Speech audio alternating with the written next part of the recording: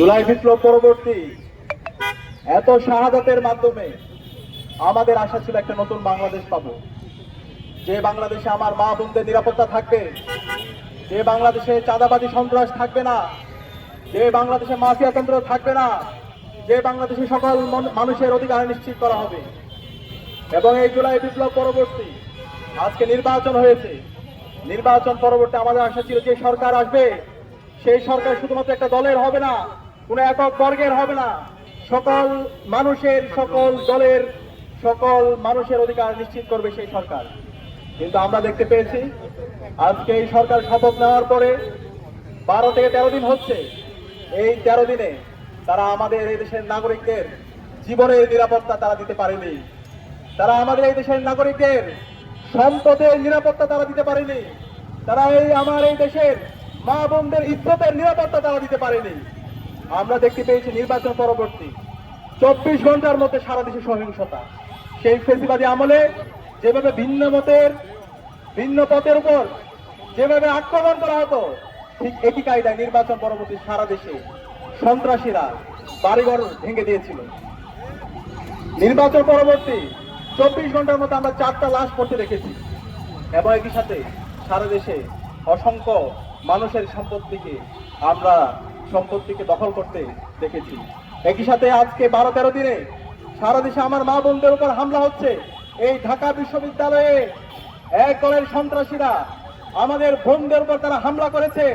একই সাথে আমরা দেখতে পেয়েছি রামপুরার মধ্যে 5 বছরের এক কিশোরের উপর, এক শিশুর উপরে হামলা করে তাকে হত্যা করা হয়েছে। যখন মামলা করতে গিয়েছে পরিবার, তখন প্রশাসন থেকে বলা হচ্ছে এই ধরনের দুর্ঘটনা আপনারা মাইনে নেন। আরে ভাই, এই ধরনের দুর্ঘটনা মাইনে নেওয়ার জন্য কি জুলাই বিপ্লব হয়েছে? এত রক্তের মাধ্যমে যদি আমরা সেই ফেসিবাদী বয়ান শুনতে হয়, তাহলে আমরা ছাত্র সমাজ বেঁচে থাকতে আমরা এই ধরনের ফেসিবাদ বাংলাদেশে কায়েম হতে দেব না। পরবর্তীতে এলাকাবাসী যখন ঘেরাও করলো, এরপরে মামলা নেওয়ার পরে পরিবারকে ক্রমাগত হুমকি দেওয়া হচ্ছে মামলা তুলে নেওয়ার জন্য। এরপর আমরা দেখতে পেয়েছি নরসিংদীর মধ্যে ইতিহাসের বর্বরচিত ঘটনা, আইএমএ জালিয়াতকে হার মানিয়েছে। আমাদের এক বোনকে, এক কিশোরকে, 15 বছর বয়সী কিশোর, তাকে গণধর্ষণ করা হয়েছে।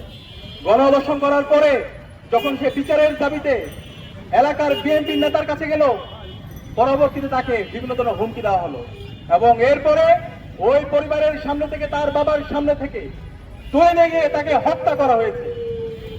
আমরা এখন পর্যন্ত এই ঘটনার সাথে যারা জড়িত এবং যারা ইন্ধন জুগিয়েছে তাদেরকে দৃষ্টান্তমূলক বিচারের আওতায় আনতে দেখিনি। একই সাথে আমরা দেখতে পেয়েছি হাজারীবাগে এক শিশুকে হত্যা করা হয়েছে। এভাবে গাইবান্ধা থেকে শুরু করে বাংলাদেশের বিভিন্ন প্রান্তে আজকে মবের মাধ্যমে নাগরিকদের অধিকার হরণ করা হচ্ছে এবং জুলাইয়ের যারা বিপ্লবী আছে তাদেরকে হত্যাযজ্ঞ করা হচ্ছে। এবং এই খুনি হাসিনা যে গত 16 বছরে বাংলাদেশে ফেসিবাদ কায়েম করেছে, গুম, খুন, আইনাগরের মাধ্যমে বাংলাদেশকে একটা অকার্যকর রাষ্ট্রে পরিণত করেছে এবং এই জুলাই বিপ্লবে আমাদের 2000 ভাই বোনকে শহীদ করেছে। এই খুনি হাসিনা এবং তার দূষকদেরকে আবার বাংলাদেশে পুনর্বাসনের ব্যবস্থা করছে একটি দল। আমরা সাবধান করছি এই খুনি হাসিনা এবং তার দূষকদের বিরুদ্ধে বর্তমান সরকারকে 0 টলারেন্স নীতি ঘোষণা করতে হবে।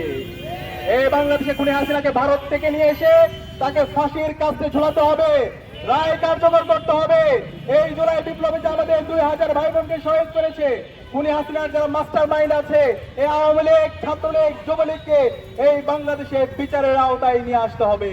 তাদের আর কোনো অফিস খুললে এই বাংলাদেশের ছাত্র জনতা প্রতিবাদ প্রতিরোধ গড়ে তুলবে।